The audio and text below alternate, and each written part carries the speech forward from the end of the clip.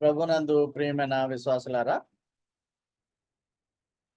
పరిశుద్ధ యేసుక్రీస్తు శుభనామమున మీకు ఈరోజు emblems of the holy spirit, పరిశుద్ధాత్మ చిహ్నముల గురించి ధ్యానానికి మిమ్మల్ని అందరినీ ఆహ్వానిస్తున్నాను. ఇక్కడ మనము గమనిస్తున్నట్లయితే విండ్ ఎటువైపు నుంచి వస్తుందో మనకు తెలియదు. అది గాలి పెద్దగా మారిపోతుందా, చిన్నగా ఉంటుందా, అది ఆహ్లాదంగా ఉంటుందో కూడా మనకు తెలియదు. గాలి లేకుండా మానవుని యొక్క మనుగడ ఉండదు. కనుక కోవిడ్-19 సమయంలో ఈ గాలిని కొనుక్కోవడానికి, గ్యాస్ సిలిండర్ కొనుక్కోవడానికి గొప్ప కొరత ఏర్పడింది. ఎందుకంటే గాలి లేకే కోవిడ్-19 సోకిన వారికి గాలి లేక చనిపోతూ ఉండడం బట్టి హాస్పిటల్‌లో కూడా ఈ ఆక్సిజన్ కొరత. గాలి అంటేనే ఆక్సిజన్. గాలిలో ఆక్సిజన్ ఎక్కువగా ఉంటుంది. అది మనము బ్రతకడానికి, అది జీవాన్ని నిలపడానికి ఆక్సిజన్ ఉపయోగపడుతుంది. గాలి యొక్క లక్షణాల నుంచి కొంతవరకు మనము పరిశుద్ధాత్మను స్టడీ చేయవచ్చు. గాలిని చూడలేము కానీ, మనము గాలి యొక్క తీవ్రతను లేక దాని యొక్క పరిస్థితిని అంచనా వేయొచ్చు. ఒక మూసి ఉన్నటువంటి గదిలో గాలి నెమ్మదిగా ఉంటుంది కానీ, బయట చాలా ఈదురు గాలి వీస్తున్నప్పుడు కిటికీ తీస్తే గాలి లోపలికొచ్చేస్తుంది.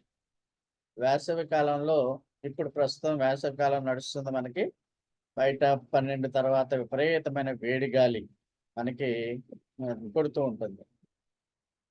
అయితే పేతురు గారు 1వ అధ్యాయము 20, 21లో పరిశుద్ధాత్మ వలన మాత్రమే బైబిల్ లేఖనాలు రాయబడి ఉన్నాయని చెప్పడానికి ఈ మాటలు చెప్పాడు. 20వ వచనము, 21వ వచనం 1వ అధ్యాయం. బైబిల్ రాసినటువంటి శిష్యులు గాని, ప్రవక్తలు గాని తాము ఊహించి చెప్పలేదు. వాళ్ళ వాళ్ళ ఊహలో వచ్చినటువంటి మాటలు కాదది. ఇది మనుషుని యొక్క ఇష్టం బట్టి ఇవి కలగలేదు. పరిశుద్ధాత్మ వలన ప్రేరేపింపబడిన వారై దేవుని మూలముగా అవి రాశారని చెప్తున్నారు. అంటే పరిశుద్ధాత్మ వారిని ఆవరించడం వల్ల వీరు బైబిల్ రాయగలిగారు. అంటే పరిశుద్ధాత్మ ఒక గాలి రూపంలో వారిని తాకడం వల్ల, వారిలో ప్రవేశించడం వల్ల వారు లేఖనాలను రాయగలిగారు. పరిశుద్ధాత్మ అనేది పాదముద్రలు ఏమీ వేయదు. పరిశుద్ధాత్ముడు మనిషి అన్నాం కాబట్టి, మనిషి వెళ్ళేటప్పుడు పాదాలు ముద్రలు అవి కూడా మనకు కనిపిస్తాయి. కానీ అలాంటివేమీ వదిలివేయదు. సో, గాలి ప్రపంచంలో ప్రతి చోట ఉంటుంది. అదేవిధంగా పరిశుద్ధాత్ముడు కూడా ఉంటాడు. ఒక ప్రాంతము, ఒక ప్రదేశము, ఒక మానవ జాతికి మాత్రమే గాలి పరిమితమైనది కాదు. అదేవిధంగా పరిశుద్ధాత్మ. పరిశుద్ధాత్మ శక్తిని మనము అంచనా వేయడానికి అవకాశం లేదు. ఇప్పుడు గాలి ఎలా వీస్తుందో, ఎలాగా వేయదో ఇయన్నీ మనం చెప్పలేం. అది ఎప్పుడు పుడుతుందో, ఎక్కడ పుడుతుందో, ఎలాగుంటుందో, ఎలాంటి విధ్వంసకరమైన పరిస్థితుల్లో ఉంటుందో మనం చెప్పలేం. తుఫాను అని చెప్పినప్పుడు భయంకరమైన ఈదురుగాలులొస్తాయి. వడగాల్పులన్నప్పుడు భయంకరమైన వడగాల్పులొస్తాయి. ఒక్కొక్కసారి రాకపోవచ్చు. అది గాలి ఇష్టం. అలాగే ఆత్మ తన పనిని తాను చేస్తుంది. ఎవరు నియంత్రించలేరు. గాలి స్వర్గం నుంచి వస్తుందట, పరిశుద్ధాత్ముడొచ్చినట్లుగా. సో, గాలిని వి ఆర్ నాట్ క్రియేటింగ్. దానికదే దేవుడిచ్చినటువంటి ఆశీర్వాదమని మీకు తెలియజేస్తున్నాను. గాలిని ఎవరు కూడా దేనిలోని బంధించలేరు. సీసాలో బంధించలేరు. లేకుంటే ఒక టన్స్‌లో బంధించలేరు. మా బంధించడం అంటే పర్టిక్యులర్‌గా మనము బయట ఉన్నటువంటి గాలిని మనం సీసాలో వేయలేం. అయితే యంత్రాల ద్వారా ఆక్సిజన్ వాయువును సిలిండర్‌లో నింపవచ్చు ఆక్సిజన్ కోసం. అయితే లోపల ఆక్సిజన్ ఉన్నదో లేదో మనకు తెలీదు. అది వెళ్తుందో లేదో కూడా తెలీదు. దాని ప్రెషర్ బట్టి ఏమన్నా మనం చూడవచ్చేమో గానీ, లేకుంటే మనము గాలి ఉనికిని మనము దాని ప్రభావం బట్టే మాత్రమే మనము తెలుసుకొనవచ్చును. సో, ఈ పరిశుద్ధాత్ముడు మరి ఏ విధముగా మన జీవితాలలో పనిచేస్తున్నాడు, ఎలాగుంటాడు అనే విషయాల గురించి మనము ధ్యానం చేయబోతున్నాం. పాత నిబంధన గ్రంథమేమో హీబ్రూ భాషలో రాయబడింది. హీబ్రూలో పరిశుద్ధాత్మకి రూచ్, ఆర్‌యుఏసీహెచ్ రూచ్ అని అర్థం. అంటే పాత నిబంధన హీబ్రూ భాషలో రాయబడింది రూచ్. రూచ్ అనే హీబ్రూ పదానికి గాలి, ఊపిరి అని కూడా అర్థాలున్నాయి. కొత్త నిబంధన గ్రంథమేమో గ్రీకు భాషలో రాయబడింది. గ్రీకు భాషలో న్యూమా అనే పదం ఉంది. అది రూచ్‌కి సమానమైనది. న్యూమా, న్యూమా అంటే ఆత్మ లేక పరిశుద్ధాత్మ. న్యూమా అన్న గాలి, ఊపిరి, శ్వాస అని అర్థం అన్నమాట. ఆ న్యూమా నుంచే మనం న్యూమటాలజీ పరిశుద్ధ శాస్త్రం అనే దాన్ని తీసుకొచ్చాం. అంటే కొత్త నిబంధనలో న్యూమా, పాత నిబంధన గ్రంథములో హీబ్రూ భాషలో రూచ్. ఈ రెండిటికి తెలుగు భాషలో అర్థం ఏంటంటే పరిశుద్ధాత్మ, గాలి, శ్వాస, ఊపిరి ఇయన్నీ మాటలు వస్తాయి. ఇవన్నీ కూడా పరిశుద్ధాత్మకు చిహ్నములుగా మనము చూస్తున్నాం. పాయింట్ వైస్‌గా మనం చూద్దాం. గాలి యొక్క క్యారెక్టర్స్, గాలిలాగే పరిశుద్ధాత్ముడు ఉంటాడు. గాలి స్వేచ్ఛ కలిగినది. Air is free. గాలి అదృశ్యమైనది. Air is invisible. పరిశుద్ధాత్మగా విశ్వ సృష్టిలో గాలి పాత్ర ఉంది. అంటే క్రియేషన్‌లో పరిశుద్ధాత్మ గాలి రూపంలో అది తన పాత్ర వహించింది. నాలుగవది పరిశుద్ధాత్మగా మనిషి సృష్టిలో గాలి పాత్ర. 5 దేవుడు ఏలియాతో మాట్లాడినప్పుడు పరిశుద్ధాత్మ మొదట బలమైన గాలిగా వీచాడు. 6 గాలి కార్యసాధకము చేసేది. Wind is a tool that does the work. అంటే పని చేసేది, కార్యం చేస్తది. మొట్టమొదటిగా మనము ఈ హోలీ స్పిరిట్ అనేది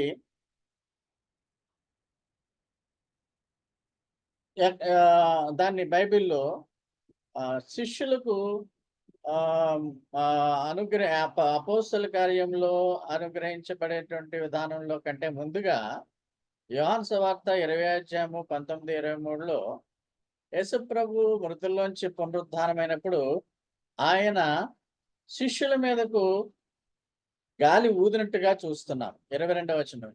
యోహాను సువార్త 20 అధ్యాయము 22వ వచనంలో మీకు సమాధానము కలుగును గాక, తండ్రి నన్ను పంపిన ప్రకారం నేనును మిమ్మల్ని పంపుతున్నానని శిష్యులతో చెప్పి, వారి మీద ఊది పరిశుద్ధాత్మను పొందిడి అని వారితో చెప్పాడు. అంటే ఊదడం అనమాట. సృష్టిలో మొదట్లో కూడా యేసు ప్రభు యెహోవా దేవుడు నరుని మంటితో చేసి, డస్ట్‌తో చేసి ఊపిరి ఊదినట్టుగా మనకు తెలుసు. దాని గురించి కూడా చూడబోతున్నాం. ఇక్కడ మనము అంటే అపోస్తలుల కార్యముల్లో రాయబడినటువంటి విధముగా 2వ అధ్యాయంలో రాయబడినటువంటి విధముగా దానికంటే ముందుగా కూడా ఇక్కడ పునరుద్ధరణని యేసు శిష్యులపై ఊదాడు. అంటే బహుశా ఈ 11 మంది శిష్యులే ఉంటారు గానీ అక్కడ గదిలో 120 మంది శిష్యుల మీదకి పరిశుద్ధాత్మ వచ్చినట్లు చూస్తున్నాం అపోస్తల కార్యముల్లో. Air is free. స్వేచ్ఛ కలిగినది. ఇందాక యోహాను 3:8 చెప్పాను. దానికి ఇష్టమైన చోటల్లా అది వెళ్తుంది. దాని శబ్దం వింటావు గానీ ఎక్కడి నుంచి వస్తుందో నీకు తెలీదు. ఆత్మ మూలముగా జన్మించిన ప్రతివాడును అలాగే ఉన్నాడని అనెను. ఈ మాట తెలుగులో ఎగ్జాక్ట్‌గా చదివితే మీకు తెలీదు. అంటే ఆత్మ మూలంగా జన్మించిన వాడు గాలిలాగా అటు ఇటు పోతాడని అర్థం వస్తుంది. అయితే దాని అర్థం ఏంటంటే గాలి కోరుకున్న చోటల్లా వీస్తుంది. గాలిని మీరు వినగలుగుతారు. ఎక్కడి నుంచి వస్తుందో, ఎక్కడికి వెళ్తుందో చెప్పలేరు గానీ, అదే విధముగా విశ్వాసులు, ప్రజలు ఆత్మ నుండి ఎలా పుడతారో మనం వివరించలేం. ఆత్మ మూలముగా జన్మించిన ప్రతివాడును అలాగే ఉన్నాడనే అర్థం ఏంటంటే, ఆత్మ మూలముగా జన్మించేటువంటి వారు ఎలాగ జన్మిస్తారో మనం వివరించలేం. ఆత్మ అంటే నూతన జన్మము పొందినట్లుగా అనే విధానంలో మనం చూస్తే, బోర్న్ అగైన్‌గా ఎలా మారారు అన్నది మనం వివరించలేం. కానీ ఫలాల వల్ల మనకు తెలుస్తుంది. తర్వాత విశ్వాసులు కొత్త జీవితంలో ఈ హోలీ స్పిరిట్ దేవుని శ్వాసను నింపుతుంది. గాలి కనిపించదు గానీ, వస్తువులపై దాని ప్రభావం ఉంటుంది. పరిశుద్ధాత్మను మనం చూడలేం గానీ, విశ్వాసులలో పరిశుద్ధాత్మ ప్రభావాన్ని మనము చూడవచ్చు. Once you receive the holy spirit, that is the holy spirit, you will be you will be blessed with so many divine or eternal blessings. అంటే ఒకసారి నువ్వు పరిశుద్ధాత్మను పొందితే, ఈ ఫలాలన్నీ కూడా నీకు వస్తాయి. అంటే ఒక మనిషి యేసు ప్రభువుని రక్షకుడిగా విశ్వసిస్తే, వాడి జీవితం ఒక క్రొత్త జీవితముగా మార్చేది పరిశుద్ధాత్మ అని చెప్పాలి. మనలో అందరిలోని పరిశుద్ధాత్ముడు పనిచేస్తున్నాడు. ఈ ఈ క్యారెక్టర్స్ 9 కూడా ఆత్మఫలాలు ప్రేమ, సంతోషము, సమాధానము, దీర్ఘశాంతము, దయాళుత్వము, మంచితనము, విశ్వాసము, సాత్వికము, ఆశానిగ్రహం. ఇవన్నిటిని కూడా ఎవరైతే ఆ యేసును రక్షకుడిగా అంగీకరిస్తారో వారిలో పరిశుద్ధాత్ముడు కలుగజేస్తాడు. అందువల్ల పరిశుద్ధాత్మను మనం ఫిజికల్‌గా చూడలేము గానీ, అది మనిషిలో పనిచేస్తుందా అని మనము ఈ లక్షణాల వల్ల చెప్పగలుగుతాం. ఇదివరకు చాలా క్రూరుడుగా, దుర్మార్గుడుగా ఉండేవాడు ప్రేమ కలిగిన వాడుగా ఉంటున్నాడు. ప్రేమగా, సంతోషంగా, సమాధానంగా ఉంటున్నాడు. దయ చూపిస్తున్నాడు. ఆశా నిగ్రహాన్ని కలిగి ఉంటున్నాడు. జెంటిల్‌మ్యాన్‌లాగా మారిపోయాడు అంటే అర్థం ఏంటంటే, ఆ యొక్క లక్షణాన్ని మనం చూడగలుగుతాం గానీ, పరిశుద్ధాత్ముడు ఎలాగున వాడిలో పనిచేశాడో మనము చెప్పలేము. గాలి అదృశ్యమైనది. Air is invisible. గాలి ఆకులయి అలములో కదలడం వల్ల గాలొస్తుందని, లేక జడివాన వచ్చడం వల్ల గాలి ముందొస్తుందని ఇట్లా మనం అనుకుంటాం. అయితే గాలి కనిపించదు గానీ, గాలి ప్రభావాన్ని మనం చూడవచ్చు అన్నట్టుగా చూస్తున్నాం. ఇప్పుడు ఈ అపోస్తల కార్యములు 2వ అధ్యాయంలో పెంతెకోస్తు పండుగ నాడు శిష్యులు ఇక్కడ అంటే ఇంచుమించు ఒకటో అధ్యాయంలో కూడా చూస్తే 120 మంది శిష్యులు ఇక్కడ కూడినట్లుగా అంటే విశ్వాసులు కూడా ఉన్నారు. 12 మంది శిష్యుల్లో ఒకడు మినహాయించి. ఇందులో 2వ వచనంలో మీరు చూస్తే వేగముగా వీచు బలమైన గాలి ఆ గదిలోకొచ్చేసిందట. ధ్వని ఆకాశము నుండి అకస్మాత్తుగా వారు కూర్చున్నోళ్ళంతా నిండెను. అగ్నిజ్వాలలు తర్వాత వచ్చాయనుకోండి, నాలుకలుగా విభజించినట్లు. అది మనకు ప్రస్తుతం అక్కర్లేదు గానీ, సో, ఆ శిష్యుల మీదకి పెంతెకోస్తు పండుగ నాడు సుడిగాలిలాగా suddenly a sound like the blowing of a violent wind came from heaven. పరలోకం నుండి ఒక బ్లాస్ట్ ఆఫ్ వయలెంట్ విండ్, ఒక పెద్ద శబ్దముతో గాలి ఇల్లంతా నిండిపోయింది. అంటే పరిశుద్ధాత్ముడు పరలోకము నుండి ఆ యొక్క శిష్యుల మీద ఒక భయంకరమైనటువంటి శబ్దంతో కూడినటువంటి గాలి వలె వారిని ఆవరించింది. అప్పటినుంచి శిష్యులు సువార్త మొదలుపెట్టడము, సువార్తను చెప్పడానికి జంకకుండా ఉండడముగా వారు ముందుకు పోయారు. సో, పరిశుద్ధాత్మ వారికి అక్కడ శక్తిని అనుగ్రహించింది. ఆ పరిశుద్ధాత్మ శక్తి మనకు అనుదినము ఉండాలని మనం కోరుకోవాలి. ఎవ్రీ డే ఫ్రెష్ స్టార్ట్ చేస్తాం డేని. ఎవ్రీ డే ఫ్రెష్‌గా పరిశుద్ధాత్ముడు మాకు సహాయం చేయాలని మనము దేవుణ్ణి కోరుకోవాలి. మూడవదిగా పరిశుద్ధాత్మ విశ్వ సృష్టిలో గాలి పాత్ర. అంటే పరిశుద్ధాత్ముడు గాలి అని చూస్తున్నాం. అంటే పరిశుద్ధాత్ముడు గాలి రూపంలో ఈ యొక్క విశ్వము యూనివర్స్ సృష్టిలో ఉన్నాడు. ఎలా ఉన్నాడో చూడండి. ఆదికాండము 1వ అధ్యాయము 1, 2లో ఏముందంటే, దేవుని ఆత్మ జలముల పైన అల్లల్లాడుచుండెను. దానికి ఇంగ్లీష్‌లో మాట ఉంది. Hovering, HOVERING. హోవరింగ్ అంటే యెహోవా దేవుడున్నాడు, పరిశుద్ధాత్మ ఉన్నాడు, యేసుప్రభు ఉన్నాడు, త్రిత్వం ఉన్నది సృష్టిలో అని మనం చూసినప్పుడు, ఇక్కడ పరిశుద్ధాత్మ ఆత్మ జలములపై అల్లాడుచుండెను. జలములంటే అది ఊరికనే కాదు. జలముల్లో గాలి వీస్తున్నప్పుడు ఎంత ప్రభావంగా ఉంటుందో అలాగా పరిశుద్ధాత్ముడు అలలాడుచుండెను అని వ్రాయబడి ఉంది. ఓవరింగ్ ఓవర్ ది వాటర్స్ అని వ్రాయబడి ఉంది. అంటే పరిశుద్ధాత్ముడు ఈ మానవ సృష్టి, ఈ లోక విశ్వ సృష్టి చేసేటప్పుడు కూడా గాలి రూపంలో అతను పరిశుద్ధాత్ముడు కనిపించాడు అనేది చూస్తున్నాం. మనిషి సృష్టిలో పరిశుద్ధాత్ముడు గాలిగా ఏ విధముగా పాత్ర వహించాడు 4 చూస్తున్నాం. ఆదికాండము 2 అధ్యాయం 7 వచనంలో నేల మంటితో దేవుడు నరుని సృజించెను అని రాయబడింది.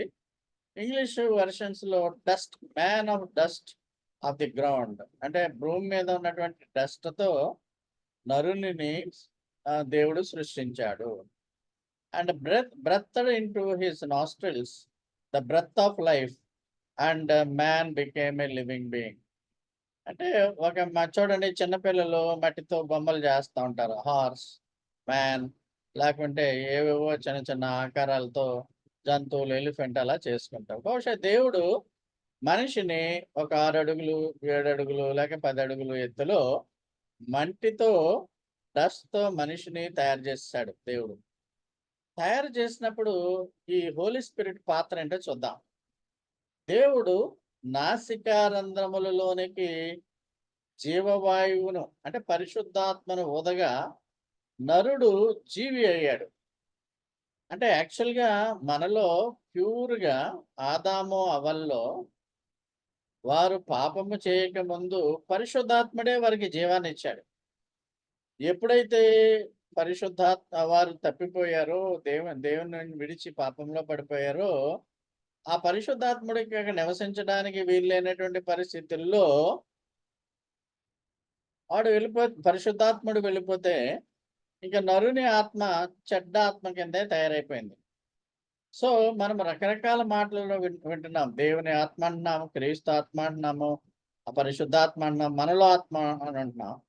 మనలో ఆత్మ యాక్చువల్‌గా పరిశుద్ధాత్మగానే ఉండేది. కానీ పాపము చేయడం వలన ఆ పరిశుద్ధాత్మ మానవుల్లోంచి వెళ్ళిపోయేటువంటి పరిస్థితి వచ్చింది. అయితే యేసుప్రభు ఆ పాపాన్ని తొలగించి మనకు పాపక్షమాపణ శిలువ మీద అనుగ్రహించడం బట్టి, ఆ పాపక్షమాపణ పొందిన వారముగా విశ్వాసులంగా మళ్ళా మనము పాపక్షమాపణ పొందటం వలన దేవుడు పరిశుద్ధాత్మను క్రీస్తు యేసు పుట్టినప్పటి నుంచి కూడా, క్రీస్తు యేసు శిలువపై మరణించినప్పటి నుంచి కూడా మనకు అనుగ్రహిస్తూనే ఉన్నాడు. ఇప్పుడు పరిశుద్ధాత్ముడు మనలో నివసిస్తున్నాడు.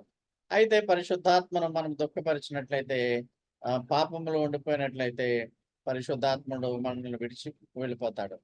అంటే నాసికారంధ్రముల్లోనికి, మనిషి యొక్క నాస్ట్రిల్స్‌లోనికి, అంటే ముక్కుల్లోనికి. అందుకనే మనిషి బతికున్నాడా లేదా అన్నది ముక్కు దగ్గర వేలు పెట్టి చూస్తా ఉంటారు. ముక్కు దగ్గర వేలు పెట్టి చూడడం ఏంటంటే, ఈ ఊపిరి మనకి ఈ ఊపిరి అనేది దేవుడిచ్చినటువంటి ఆశీర్వాదం. డాక్టర్లేమి ఊపిరిని పోయలేరు. నాసికారంధ్రాలకి వాళ్ళేమి ఊపిరి ఊదలేరు. ఊదినా అది నిలబడాలని ఏమీ లేదు. అయితే ఈ ఈ గాలి నీకు ఇచ్చినటువంటి ఈ జీవవాయువు నీవు జీవించడానికి అవకాశం కలిగినటువంటి జీవవాయువుని దేవుడే మానవుల్లోనికి ఊదాడు. ఒకవేళ అప్పుడు మనం మట్టి నుంచి తయారవ్వట్లేదు కాదు గానీ, పుట్టబోయే బిడ్డ ఆహ్, లోపల తల్లి గాలిని పీల్చుకుంటది గర్భంలో. బయట పడగానే ఈ ఊపిరి తీసుకుంటుంది. భూమి మీద ఉన్నటువంటి ఈ యొక్క గాలిని పీల్చుకుంటుంది. పీల్చుకోవడం వల్ల ఊపిరిని, అందుకనే ఉక్కిరిబిక్కిరైపోయి పిల్లలు చిన్నప్పుడు బోర్న్ చిల్డ్రన్ ఏడుస్తా ఉంటారు. సో, దేవుని యొక్క జీవవాయువు తొలి మానవుడిలోనికి వెళ్ళింది. అది కంటిన్యూయస్‌గా ఉండలేకపోయింది. అయితే ఇప్పుడు యేసు రక్తం వలన మనం శుద్ధీకరింపబడి జీవవాయువు మనలో ఉంటున్నది. అంటే హోలీ స్పిరిటు మానవుని యొక్క సృష్టిలో కూడా గాలి వలె పాత్ర వహించింది. ఆ హోలీ స్పిరిటే మనిషికి జీవాన్ని ఇచ్చి జీవింపచేస్తుంది. 5 దేవుడు ఎలీయాతో మాట్లాడినప్పుడు పరిశుద్ధాత్మ మొట్టమొదటగా బలమైన గాలిలాగా వీచాడు.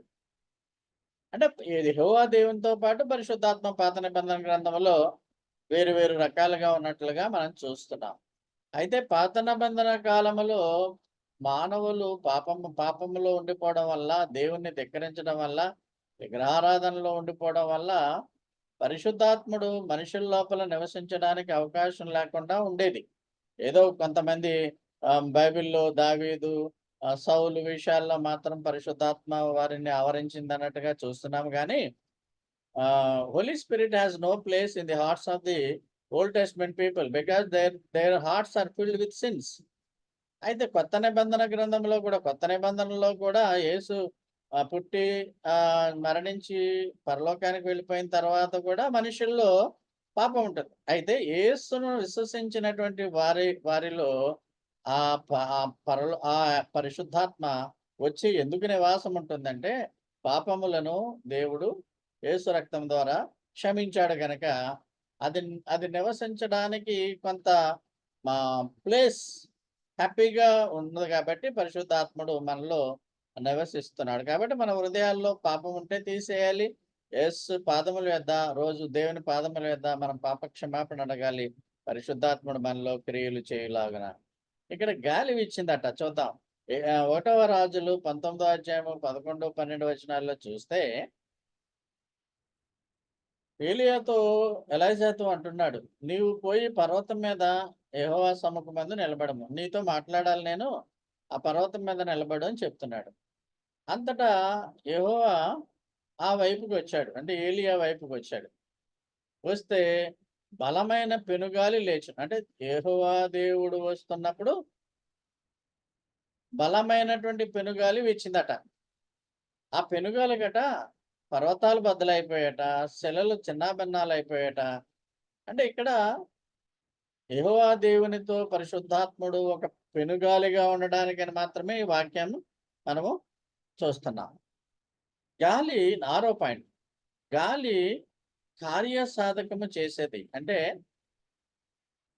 Wind is a tool to do the work. అది పని చేసేది. కార్యసాధకం చేసేది. అది ఖాళీగా ఉండడం కాదు. ఇప్పుడు చూడండి, మామూలు గాలి ఉందనుకోండి, ఆ గాలి పనేంటి? మన మన మ మన ముక్కుల్లోంచి నాసికారంధ్రంలో లోపలికెళ్తది. అది లోపల అనేకమైనటువంటి జీవన ప్రక్రియలు జరుగుతా ఉంటాయి. ఆహారం డైజెస్ట్ అవ్వాలి, శక్తి రావాలి. ఇవన్నిటిలి క్రియలకు గాలి ఉపయోగపడుతుంది. ఆక్సిజన్ ఉపయోగపడుతుంది. బోలెడంత పని చేయాలి ఆక్సిజన్. మీకు ముక్కు మూసుకొని 5 నిమిషాలు మీరు ఉండలేరు. You will die. అలాగే పాయిజన్ గాలి ఎళ్ళిందనుకోండి, పాయిజనస్ గాలి లోపలికెళ్తే యూ విల్ డై. కాబట్టి మనము ఏ గాలిని పీల్చుకుంటున్నామో జాగ్రత్తగా పరిశీలన చేసుకోవడం కూడా చాలా ముఖ్యం. ఇక్కడ ఒక క్రియ అంటూ జరుగుతుంది అంటే పరిశుద్ధాత్ముడు మనలో అనేకమైన క్రియలు చేస్తా ఉంటాడు. ఆత్మ ఫలాలు ఫలించే విధంగా చూస్తాడని మనము గమనించాం. ఇక్కడ మనం చూస్తే ఇది మనము అంత్యకాల వర్తమానాల్లో ఎండిన ఎండిన ఎముకల లోయ, యెహెజ్కేలు గ్రంథము 37వ అధ్యాయంలో ఉన్నటువంటి ఆ యొక్క ప్రవచనాన్ని మనం స్టడీ చేశాం. అంటే అంత్యకాల వర్తమానాల్లో అంత్యకాలానికి తగిన విధముగా దాన్ని స్టడీ చేశాం. దానికి రకరకాల భావనలు కూడా అక్కడ ఇచ్చాం. ఇజ్రాయేలీలు ఆధ్యాత్మికమైనటువంటి పరిస్థితుల్లో వారు ఎండిపోయినటువంటి పరిస్థితుల్లో ఉన్నారు. అంటే వారు దేవునిని వదిలివేసి ఒక ఆత్మ సంబంధమైనటువంటి జీవితాన్ని జీవించకుండా వారు ఎవరికి వారే ఇష్టమైన రీతుల్లో ఉండేటువంటి పరిస్థితిని దేవుడు ఎండిన ఎముకలతో పోలుస్తున్నాడు. ఈ ఎండిన ఎముకలు తిరిగి జీవము పొందగలుగుతా జీవము పొందగలవా అని యెహెజ్కేలుని ప్రశ్నిస్తున్నాడు దేవుడు. యెహెజ్కేలు ప్రవక్త. యెహెజ్కేలుతో దేవుడు మాట్లాడుతూ ఒక లోయలోని తీసుకెళ్ళి ఎండిన ఎముకలు బతకగలవా అని అంటున్నాడు. నాకేం తెలుసు, నీకే తెలియను గాక అని యెహెజ్కేలు అంటాడు. అంటే ఎండిన ఎముకలను మనము భూమిలో పాతబెట్టి దానికి ఎరువు వేసి నీళ్లు రోజు పోస్తున్నా. దానికి ఒక డయాగ్రామ్ కూడా ఇచ్చాను చూడండి. ఆ బుక్ ఒకటి మీరు ఎస్కటాలజీ బుక్‌లో. సో, దేవుడు ఎండిన ఎముకలకు కూడా జీవము తీసుకురాగలుగుతాడు అన్నది 37 అధ్యాయము 5, 14 వచనాల్లో మనం చూస్తున్నాం. అందుకనే ఈ ఇశ్రాయేలీయులు చెడిపోయినటువంటి స్థితిలో ఉండి ఉండగా, ఈ మానవులందరూ పాపములో ఉండి ఉండగా, తిరిగి వారు దేవుని యొద్దకు వచ్చే బిడ్డలుగా మారరా అన్నటువంటి విధానంలో యెహెజ్కేలుతో ఏమంటున్నాడంటే, ఎండిన ఎముకల స్థితి నుంచి వారిని మళ్ళా జీవించే స్థితికి నేను తీసుకురాగలుగుతాను అని యెహోవా దేవుడు చెప్పి ఉన్నాడు. అంటే ఆ సంఘటనలో మనం 14 వచనంలో మనం చూస్తే, 5 వచనము 37 అధ్యాయము 5 వచనము 14 వచనాలు చూస్తే, మీలోనికి జీవాత్మను రప్పించుచున్నాను. జీవాత్మ ఇక్కడ జీవాత్మ అంటే అగైన్ బ్రెత్. బ్రెత్ అంటే ఊపిరి. నేను ఊపిరిని రప్పించుచున్నాను. 14 వచనంలో అంటాడు, మీరు అందరూ కూడా అంటే ఇశ్రాయేలీయులు ఎముకలుగా అయిపోయినటువంటి ఒక ఆధ్యాత్మిక రహిత స్థితిలో ఉన్నటువంటి విధానంలో, వాళ్ళు ఆత్మ సంబంధులుగా దేవునితో పాటు ఉండనటువంటి విధానంలో ఉన్నప్పుడు, ఎండిన ఎముకలుగా ఉన్నప్పుడు, వాళ్ళు బ్రతికేటట్టు ఆ ఎముకలలో ఎండినటువంటి స్థితి నుండి ఆత్మను పంపించి మళ్ళా వాళ్ళని జీవింప చేస్తాను అని ఇక్కడ యెహోవా చెబుతున్నాడు. యెహోవా వాక్ అనమాట. అంటే ఎండిన నిర్జీవమైనటువంటి స్థితి నుంచి మళ్ళా జీవ స్థితికి అంటే దేవుని బిడలుగా వారిని మళ్ళా నేను ఎముకలకు ఆ మాంసం వచ్చేటట్టుగా చేసి ఊపిరి పీల్చి ఈ జనాంగమును నేను మళ్ళా తయారు చేసుకుంటాననే విధముగా యెహెజ్కేలుతో దేవుడు ఈ ఉపమానాన్ని చెప్తాడు. దీనికోసం మీరు యెహెజ్కేలు గ్రంథం 37 అధ్యాయాన్ని స్టడీ చేయండి. ఆ స్టడీ అంతా కూడా అంత్యకాల వర్తమానాల్లో ఉంటది. రాత్రి చదవండి మీకు బాగా క్లియర్‌గా అర్థమవుతుంది. అంటే ఇక్కడ మనకు అవసరమైంది ఏంటంటే, ఎండిన ఎముకలలో కూడా ఎండిన ఎముకలకు మాంసము అది వచ్చే విధముగా చేసి, ఊపిరి ఊదుతాడట మళ్ళా దేవుడు. ఊపిరి అంటే ఇక్కడ గాలి. అప్పుడు మీరందరూ కూడా నేను యెహోవానని మీకు తెలుసుకుంటారు అని దేవుడు ఇక్కడ చెప్తున్నాడు. నేను యెహోవాను మాట ఇచ్చి దాన్ని నెరవేర్చేవాడినని తెలుసుకుంటానని ఇక్కడ అంటున్నాడు. సో, గాలి అనేది అదొక క్రియ చేస్తది. ఆ ఊపిరి గాలి చెప్పాను కదా! మీకు హీబ్రూలో చెప్పాను. అదేవిధంగా గ్రీకు లాంగ్వేజ్‌లో మీకు హీబ్రూ లాంగ్వేజ్‌లో రోచ్ అంటారు. ఆహ్, ఈ త న్యూ టెస్టమెంటు గ్రీక్‌లో రాయబడింది దాన్ని న్యూమా అంటారు. రౌచ్ అన్న, న్యూమా అన్న ఆత్మ, పరిశుద్ధాత్మ. దానికి వేరే వేరే పేర్లు ఊపిరి, గాలి అని మనము అంటూ ఉంటాం. కాబట్టి ఇక్కడ మనము గమనించవలసిన విషయం ఏంటంటే, దేవుని ఊపిరి అంటే దేవుని ఊపిరి పరిశుద్ధాత్మ మనుషులను జీవింపచేయును. యోబు కూడా అదే అంటాడు. యోబు 33 అధ్యాయం 4 వచనంలో అంటాడు, దేవుని ఆత్మ నన్ను సృష్టించింది. The spirit of the God has made me. నన్ను దేవుని ఆత్మే సృష్టించింది. సర్వశక్తిమంతుడి శ్వాస నాకు జీవాన్నిచ్చింది. And the breath of the almighty given me life. Given me life. Breath అంటే మళ్ళా ఊపిరి, గాలి. దేవుని ఆత్మ జీవాన్నిస్తుంది. అంటే మనం గమనించేదేంటంటే, పరిశుద్ధాత్ముడు దేవుని ఆత్మగా, ఊపిరిగా మానవుల్లో మనకు జీవాన్నిస్తాడు. ఒక క్రియ చేసేది. సో, ఇక్కడ పరిశుద్ధాత్మ, గాలి అనేది కొండ మీద ప్రసంగాల్లో మీకు చెప్పినటువంటి ఒక మాట రూపకము. పారామార్. అంటే పరిశుద్ధాత్మను వివరించడానికి గాలి వాడాడు. పరిశుద్ధాత్మను దాని యొక్క గుణగణాలు వివరించడానికి పావురము, నూనె, తర్వాత నీళ్లు రకరకాలుగా రూపకాలు ఉపయోగిస్తాడు. రూపకాలను ఉపయోగించుకొని పరిశుద్ధాత్మ యొక్క ప్రాముఖ్యతను వివరిస్తాడు ఇక్కడ. ఈ న్యూమటాలజీలో దేవుడు. పరిశుద్ధాత్మ ప్రాముఖ్యత ఏంటంటే, గాలి ఉన్న ప్రతి చోట కూడా పరిశుద్ధాత్ముడు ఉంటాడు. ఏ పరిశుద్ధాత్ముడిని మీద ఎవరు ఆధిపత్యం చేయలేరు. దాన్ని నియంత్రించలేరు. గాలి నిరంతరము కదులుతూనే ఉంటుంది. పరిశుద్ధాత్మ కూడా నిరంతరము పనిచేస్తుంటాడు. మన కొరకు, మన ఆత్మశుద్ధి కొరకు, మనం పడిపోకుండా ఉండడం కొరకు, మనల్ని క్లీన్ చేయడం కొరకు ఎప్పుడు పనిచేస్తూనే ఉంటాడు. గాలిని ఎవరు కూడా అదుపులో ఉంచుకోలేరు. పరిశుద్ధాత్ముడు కూడా తన సంకల్పం చొప్పున, తన ఉద్దేశాలకు అనుగుణంగా పనిచేస్తా ఉంటాడు. దేవుని ఆత్మ లేక దేవుని ఊపిరి మనల్ని బతికిస్తారు. అదే మీకు యెహెజ్కేలు గ్రంథంలో ఉన్నది. యోబు గ్రంథంలో ఉన్నటువంటి మాటలను కూడా వివరించాను. మనకు దేవుని ఊపిరి మనల్ని బతికించే విధంగానే ఉంటుంది. అంటే మీరు అనవచ్చు, మిగిలినటువంటి అవిశ్వాసులు కూడా దేవుని ఊపిరి ఉంటది కదా! దేవుని ఆత్మ వల్లనే వాళ్ళు జీవిస్తున్నారా అనంటే, కానే కాదని చెప్పొచ్చు. దురాత్మ ఊపిరి కూడా ఉన్నట్టుగా మనం భావించొచ్చు. ఆ దురాత్మ ఊపిరి మిమ్మల్ని నరకానికి పంపించే విధంగా చేస్తుంది. దేవుని ఊపిరి మాత్రం మిమ్మలను పరలోకానికి చేర్చే విధంగా. ఎందుకంటే దేవుని ఊపిరి మీకెందుకు వచ్చింది అంటే, యేసు యొక్క రక్తము ద్వారా శుద్ధీకరింపబడడం వలన పరిశుద్ధాత్ముడు మీలో నివసింపగలుగుతున్నాడు గనుక, పరిశుద్ధాత్ముడు మన జీవితంలో చేసే పనేంటంటే, యేసును నమ్ము, యేసును నమ్ము, యేసుని వదిలివేయకు.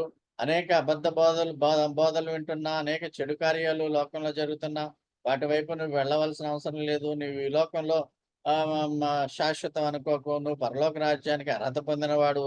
పరలోక రాజ్యంలోనికి నువ్వు చేరుతా ఉంటావు అనే ఆ యొక్క తలంపులన్నీ కూడా ఎప్పుడూ రోజువారీ నీకు పరిశుద్ధాత్ముడే నీ మనసులో చెప్తున్నాడంటే అర్థం పరిశుద్ధాత్మ చెప్తున్నాడనమాట.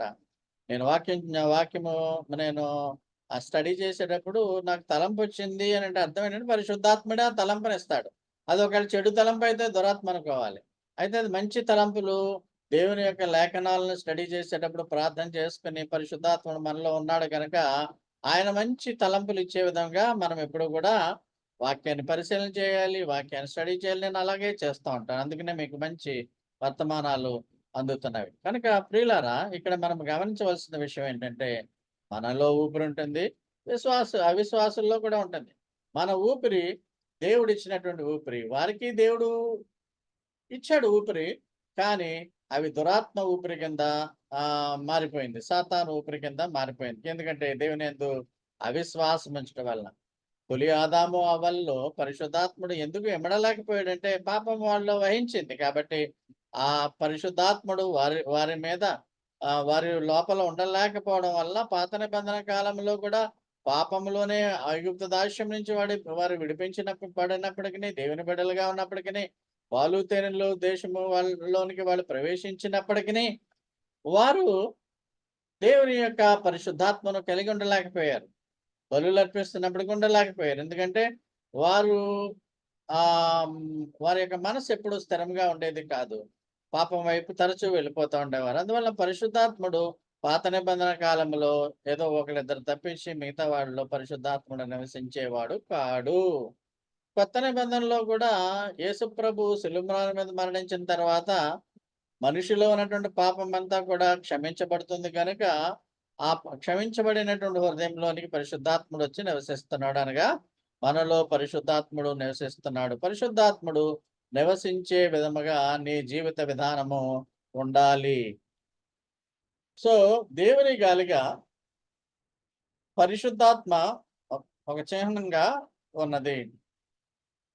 ఆ పరిశుద్ధాత్మ మనల్ని రోజు ప్రోత్సహిస్తూ ఉంటుంది. మనకి ఫ్రెష్ ఎయిర్ కావాలి కదా! ఎవ్రీ డే వి వాంట్, అందుకనే బయట కొంతమంది వాకింగ్‌కి వెళ్తారు. ఖాళీ ప్రదేశంలో కాసేపు కూర్చొని వస్తా ఉంటారు. ఆ చెట్ల మధ్య తిరుగుతా ఉంటారు. ఎందుకంటే fresh air is good for the health. పరిశుద్ధాత్మ కూడా మనకి ఎప్పుడు కూడా ఫ్రెష్‌గా ఉండేటట్టుగా రోజు అది ప్రయత్నం చేస్తుంది. నువ్వు దుఃఖంలో ఉన్నా, శోధనలో ఉన్నా నిన్ను ఓదారుస్తుంది. నిన్ను నీ బంధువులకి, నీ తోటివారికి, నీ నీ నీ స్వకీయులకే తెలియకుండా అది నీలో ఒక రకమైనటువంటి ఫ్రెష్‌నెస్, తాజాదనాన్ని కలిగిస్తుంది. ఎవరైనా విశ్వాసులు ఆధ్యాత్మికమైన బద్ధకంలో ఉండిపోయారనుకోండి, ఆ ఆధ్యాత్మికమైన బద్ధకం నుంచి ఆయనే దేవుడే మేలుకొలుపుతూ ఉంటాడు. దేవుడంటే పరిశుద్ధాత్ముడు. ఆ విధముగా ఆ అవిశ్వాసము, అదేవిధంగా నీ శరీరాన్ని నువ్వు ఎక్కువగా ప్రేమించుకోవడము, ఈ నీవు ఈ లోకాకర్షణలనేటువంటి విషపూరిత పొగల్ని నువ్వు స్వీకరిస్తా ఉంటంటే, ఆ పరిశుద్ధాత్ముడు వాటి నుంచి దూరంగా నిన్ను రక క్షేమంగా ఉండడానికి ప్రయత్నం చేస్తా ఉంటాడు. మీ జీవితం ఒకవేళ మీరు పడిపోయిన స్థితిలో ఉంటే, పరిశుద్ధాత్ముడు మీలో మళ్ళా నివసింపబడే విధముగా నీ జీవితంలోనికి నువ్వు ఆహ్వానిస్తే, అలా యొక్క పరలోకపు సువాసన నీ జీవితంలోకి తిరిగి తీసుకొచ్చేవాడు ఆయనే అని మనం గమనించుకోవాలి. అంటే విశ్వాసులు పడిపోకుండా ఉండాలి. పడిపోయినా తిరిగి లేవనెత్తేవాడు పరిశుద్ధాత్ముడే అని గమనించుకోవాలి. సో, ఆ విధముగా ఎప్పుడు గూడా పరిశుద్ధాత్ముడు నువ్వు రక్షింపబడిన బిడ్డ అయినప్పుడు ఈ వైఫై ఏ విధంగా ఉంటుందో అదెప్పుడు నిన్ను ఆవరించి ఉంటుంది. లోపల ఉంటుంది, బయట ఉంటది. వైఫై అయితే బయట ఉంటది. ఇది లోపల కూడా ఉంటుందనమాట పరిశుద్ధాత్ముడు. కనుక పరిశుద్ధాత్మను నువ్వు ఎప్పుడు గూడా దుఃఖపరచకు. పరిశుద్ధాత్ముడు అది గాలిలాగున్నా, పావురంలాగున్నా, నూనె వలె ఉన్నా, ఏ ఏ రూపంలో నీకు ఆ పరిశుద్ధాత్ముడు నీకు సహకరిస్తాడో, ఆ విధముగా అనుగుణంగా పరిశుద్ధాత్మకు అనుగుణంగా జీవించు. అప్పుడే ఈ లోకంలో నువ్వు ఆశీర్వాదాలు పొందుతావు. పరలోకంలో కూడా అనేక రకములుగా ఆశీర్వాదాలను నువ్వు పొందగలుగుతావు.